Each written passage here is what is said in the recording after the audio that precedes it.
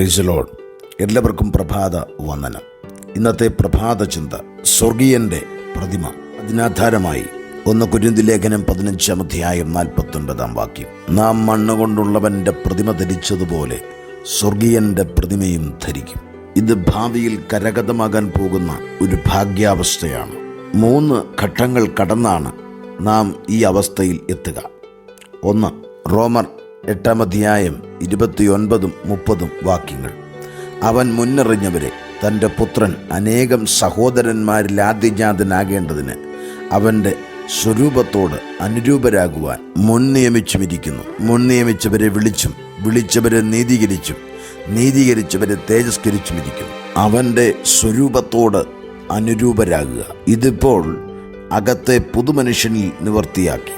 ക്രിസ്തുവിലാകുന്ന പുതിയ സൃഷ്ടി തേജസ്കരിക്കപ്പെട്ട് സ്വർഗത്തിലിരിക്കുന്നു. ആ മനുഷ്യൻ ദൈവാനുരൂപമായി സൃഷ്ടിക്കപ്പെട്ട പുതുമനുഷ്യനാണ്. ആ പുതുമനുഷ്യന് തന്നെ സൃഷ്ടിച്ചവൻ്റെ പ്രതിമയാണുള്ളത്. സൃഷ്ടിച്ചത് ദൈവമാണല്ലോ. വലിയ വില കൊടുത്ത് തൻ്റെ പ്രതിമ പ്രകാരം കർത്താവ് സൃഷ്ടിച്ചിരിക്കുന്നു. അതേ പ്രിയപ്പെട്ടവരെ, വീണ്ടും ജനനത്തിലൂടെ അതാരംഭിച്ചു കഴിഞ്ഞു. 2 ഘട്ടം. 2 കൊരിന്ത്യർ ലേഖനം 3 അധ്യായം 18 വാക്യം. എന്നാൽ മൂടുപടം നീങ്ങിയ മുഖത്ത് കർത്താവിൻ്റെ തേജസ്സിനെ കണ്ണാടി പോലെ പ്രതിബിംബിക്കുന്നവരായി നാം എല്ലാവരും ആത്മാവാകുന്ന കർത്താവിൻ്റെ ദാനമായി തേജസ്സിന്മേൽ തേജസ് പ്രാപിച്ച് അതേ പ്രതിമയായി രൂപാന്തരപ്പെടുന്നു. അതെ, അവൻ്റെ പ്രതിമയായി നാം രൂപാന്തരപ്പെടുന്നു. തൻ്റെ സ്വരൂപത്തോട് നമ്മെ അനുരൂപരാക്കി. അതൊരു ഭൂതകാലമാണ്. എന്നാൽ വർത്തമാനകാലത്തിൽ കർത്താവിൻ്റെ തേജസ്സിനെ കണ്ണാടി പോലെ പ്രതിബിംബിക്കുന്നവരായി നാം എല്ലാവരും ആത്മാവാകുന്ന കർത്താവിൻ്റെ ദാനമായി തേജസ്സിന്മേൽ തേജസ് പ്രാപിച്ച് അതേ പ്രതിമയായി രൂപാന്തരപ്പെട്ടുകൊണ്ടിരിക്കുകയാണ്. കർത്താവിൻ്റെ പ്രതിമ നാം ഈ അന്ധകാര ലോകത്തിന് പ്രദർശിപ്പിച്ചു കൊടുക്കണം. അതിന് നാം ഒരു കണ്ണാടിയായി മാറേണ്ടിയിരിക്കുന്നു. നാം കണ്ണാടിയായി ദൈവത്തെ നമ്മിൽ പ്രതിബിംബിക്കണം. അതേ പ്രിയപ്പെട്ടവരെ, പഴയ മനുഷ്യനെ അവൻ്റെ പ്രവൃത്തികളോടുകൂടെ ഉരിഞ്ഞുകളഞ്ഞ് തന്നെ സൃഷ്ടിച്ചവൻ്റെ പ്രതിമ പ്രകാരം പരിജ്ഞാനത്തിനായി പുതുക്കം പ്രാപിക്കുന്ന പുതിയ മനുഷ്യനെ ധരിച്ചിരിക്കുന്നുവല്ലോ എന്നാണ് പൗലോസ് പറയുന്നത്. 3. നമ്മിൽ നടക്കാൻ പോകുന്ന വലിയൊരു ഭാഗ്യാവസ്ഥയാണ് സ്വർഗീയൻ്റെ പ്രതിമ ധരിക്കും. മനുഷ്യൻ ദൈവത്തിൻ്റെ തേജസ്സും പ്രതിമയുമാണ്. എന്നാൽ ഇന്നവൻ ബാഹ്യാവസ്ഥയിൽ വിരൂപനാണ്. നമുക്ക് തേജസ്കരണം ലഭിച്ച ക്രിസ്തുവിൽ ഒരു മനുഷ്യനുണ്ട്. അവന് ദൈവപ്രതിമയാണുള്ളത്.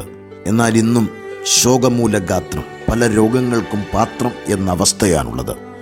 ദൈവം മനുഷ്യനെ സൃഷ്ടിച്ചത് തൻ്റെ രൂപസാദൃശ്യത്തിലാണെങ്കിലും പാപം നിമിത്തം അവയൊക്കെ നഷ്ടപ്പെട്ടു. ആകെയുള്ളത് താഴ്ചയുള്ള ശരീരവും മരണത്തിന് വിധേയമായ ജീവനും കളങ്കം പൂണ്ട ആത്മാവും മാത്രമാണ്. ക്രിസ്തുവിൻ്റെ വീണ്ടെടുപ്പ് വേല നമ്മുടെ ജഡത്തിലെയും ആത്മാവിലെയും സകല കന്മഷവും നീക്കുവാൻ പര്യാപ്തമാണ്. വിശ്വസിച്ച ദൈവപൈതലിൻ്റെ ആത്മാവിനെ ഉയർപ്പിച്ചു. ജീവൻ ഇപ്പോൾ ക്രിസ്തുവിനോടുകൂടെ ദൈവത്തിൽ മറഞ്ഞിരിക്കുന്നു. എന്നാൽ ശരീരമെന്നും താഴ്ചയിലാണ്.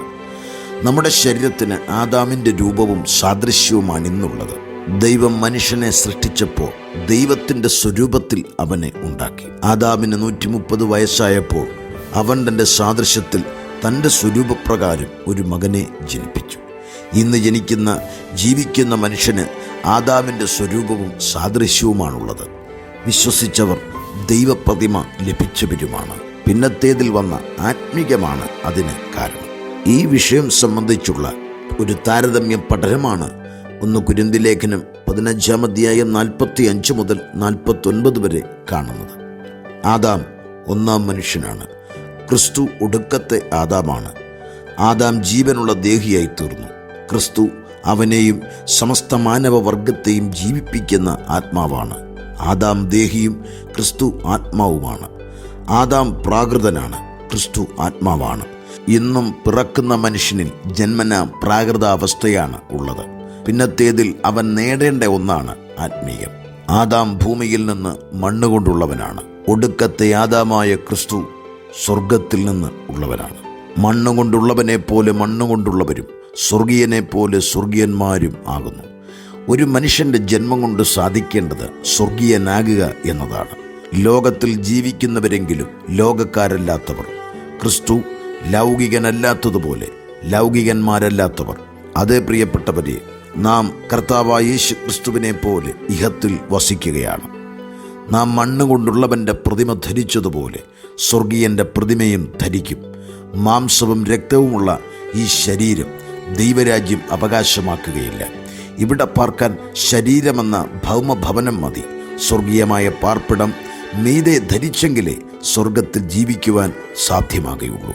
ഭൗമശരീരം ദ്രവത്വമുള്ളതാണ്, സ്വർഗീയ ശരീരം അദ്രവത്വമുള്ളതാണ്. ഒന്ന് അപമാനമുള്ളത്, അടുത്തത് തേജസ്സുള്ളതാണ്. ആദ്യത്തേത് ബലഹീനമാണ്, രണ്ടാമത്തേത് ശക്തിയുള്ളതാണ്. ഈ ശരീരം പ്രാകൃതവും സ്വർഗീയ ശരീരം അദ്രവത്വമുള്ളതുമാണ്. ഒന്ന് അപമാനമുള്ളത്, അടുത്തത് തേജസ്സുള്ളത്. ആദ്യത്തേത് ബലഹീനം, രണ്ടാമത്തേത് ശക്തിയുള്ളത്.